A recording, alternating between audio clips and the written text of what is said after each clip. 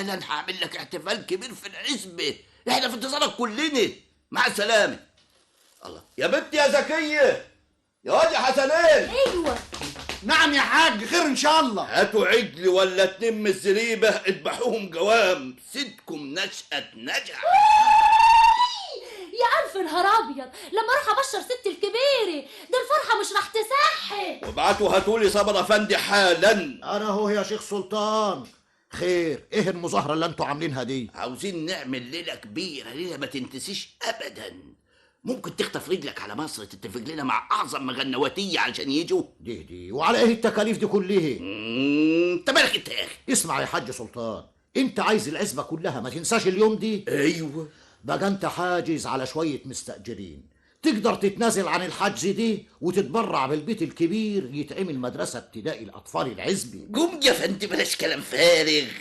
من الجهادي انا هذبح عجلين، عجل لضيوفنا المحترمين والتاني للفلاحين. لكن دي توجيهيه مش بكالوريوس ولا دكتوراه عشان نعمل لها المولد ده كله. يا سلام، طب دي فرحة نشأة ما تتقدرش.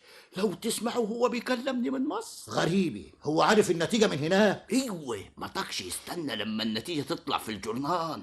سافر عشان يعرفها من البتاع اللي بيقولوا عليه ده، العموم، اللي بيقول عليه ده يا اخي العموم. ايوه الكنترول بالظبط، هو ده. قوم شوف شغلك بقى يلا.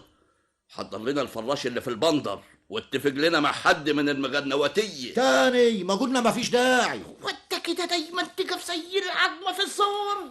ما قلتليش يا شيخ سلطان هنذبح الليله دي ولا بكره؟ نشأة هيبات الليله في مصر، وهيجي بكره يلاقينا عاملين كل حاجه. يعني هنذبح الصبح بدري. من نجم هكون صاحي وهبوت على عطوه الجزاره بيت عليه. حق بطلوا ده واسمعوا ده. يعني ايه يا صابر افندي؟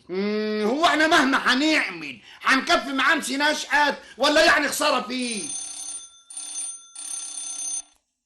الو نشأة، اهلا. هي خير؟ بلاش الحفله في العزبه. ايه زي ما جا يا ابني. اتفقت مع اصحابك تعمل حفله